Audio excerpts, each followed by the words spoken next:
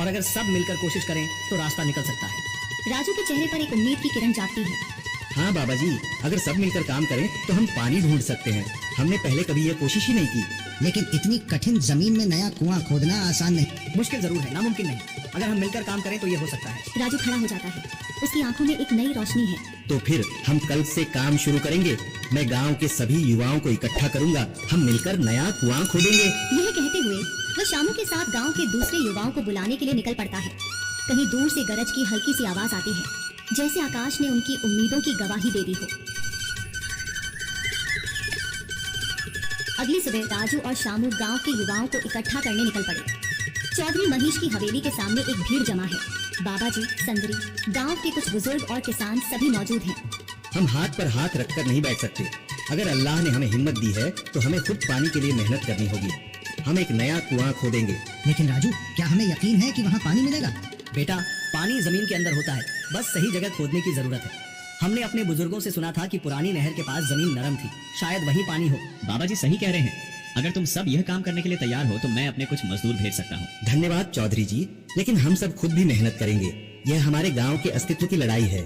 संदरी, जो अब तक चुप थी, आगे बढ़ती है। हम औरतें भी पीछे नहीं रहेंगी। हम पानी लाने की व्यवस्था करेंगी, खाना बनाएंगी, ताकि तुम सब आराम से काम कर सको। यही हिम्मत चाहिए थी संदर।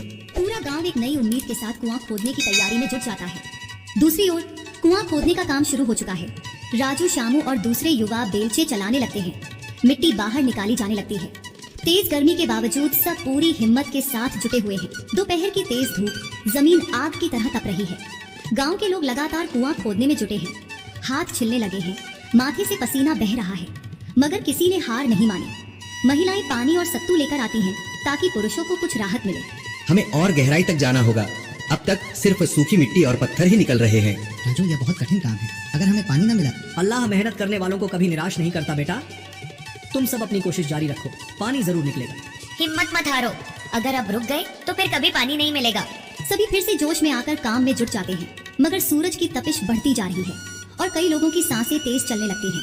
तभी एक तरफ से रामलाल और उसके आदमी हंसते हुए आते हैं। अरे भाई, तुम्हें लगता है कि जमीन तुम पर रहम करेगी? हाँ हाँ, ना समझ लो, ये सब बेकार की मेहनत है। रामलाल, हमारा हौसला मत तोड़ो। अगर तुम मदद नहीं कर सकते तो कम से कम मजाक भी मत उड़ाओ।